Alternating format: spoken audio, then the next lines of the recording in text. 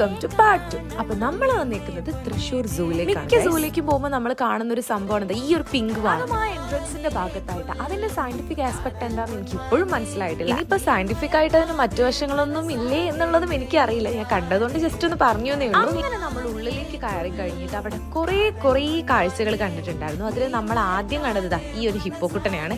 ഇവർക്ക് നല്ല പേരുകളും ഉണ്ടായിരുന്നു.